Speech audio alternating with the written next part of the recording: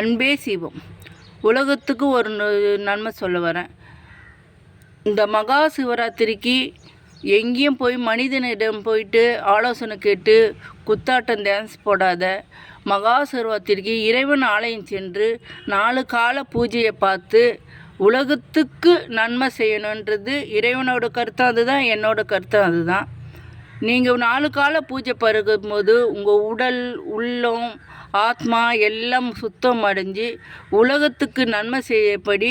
இப்போ நம்மளால் எங்கேயும் போய் சுத்தம் பண்ணிக்க முடியாது நம்மளை.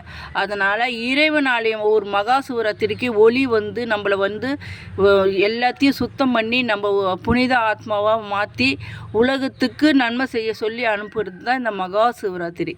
அதை நீங்கள் இப்போ சிறப்புடன் செஞ்சு இறைவன் ஆலயம் சென்று நீங்கள் இந்த மகா சிவராத்திரி 4 கால பூஜையை பார்த்து உலகத்துக்கு நன்மை செய்கிறதுக்கு நீங்கள் தயாராகணும். அன்பே சிவம், நல்லதே செய்வோம், நலமுடன் இருப்போம், சித்தர் ஆலயம் போவோம், இறைவன் ஆலயம் செல்வோம், உலகுக்கு நன்மையை செய்வோம்.